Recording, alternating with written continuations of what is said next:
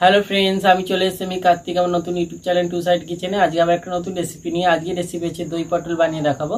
সেটা বানাতে কি কি উপকরণ লাগে আসুন দেখাই। তার আগে একটা কথা বলে দিই, আমার চ্যানেলে যেসব ভিডিও ছাড়া আছে আমাদের যদি ভালো লাগে থাকে অবশ্যই লাইক কমেন্ট শেয়ার করবেন ও বেশি বেশি করে শেয়ার করবেন। আপনি যদি আমার চ্যানেল নতুন হয়ে থাকেন প্লিজ সাবস্ক্রাইব করে দেবেন ও নিচে বেল নোটিফিকেশনটা অলে করে দেবেন যাতে আমার ভিডিও আপনাদের কাছে আগে পৌঁছে যায়। তাহলে চলুন দই পটল বানাতে কি কি উপকরণ লাগে আসুন দেখাই।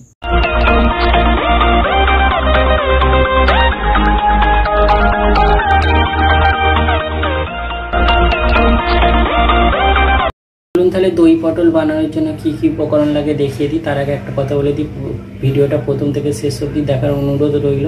তাহলে চলুন রেসিপিটা শুরু করি। কি কি উপকরণ লাগে দেখিয়ে দিই। এখানে আমি 8টা মতো পটলকে খোলা ছাড়িয়ে ভালো করে ধুয়ে নিয়েছি।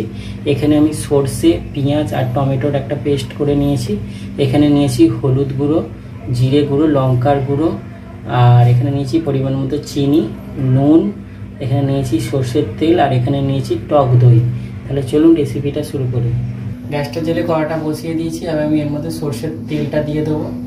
তেলটা গরম হয়ে গেছে, পটলগুলো দিয়ে দেবো, হলুদ দিয়ে দেবো, নুন দিয়ে দেবো। পটলটাকে একটু লাল করে ভেজে নেব। পটলগুলো লাল লাল করে ভেজে নিয়েছি। এবার আমি এটা তুলে নেবো।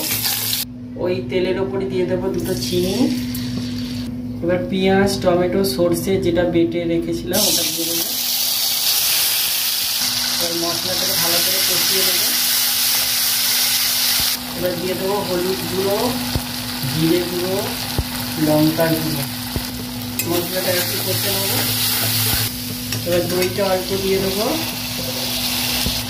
মশলাটাকে ভালো করে কষিয়ে নেবো যাতে দইয়ের ছানা কেটে যাবে, দইটাকে নাড়তে হবে। মশলা থেকে তেল ছেড়ে গেছে। এবার আমি এর মধ্যে ভাজা পটলগুলো দিয়ে দেবো। ভাজা পটলগুলো দিয়ে ভালো করে একটু নেড়ে ছেড়ে নেবো। আমি 5 মিনিট ঢাকা দিয়ে ভাপিয়ে নেবো। আর পটলগুলো ভাজার সময় নুন দিয়েছিলাম, আর নুন দেবো না, আপনাদের স্বাদের মতো নুন দেবেন। 10 মিনিট ভালো করে ভাপিয়ে নিয়েছি।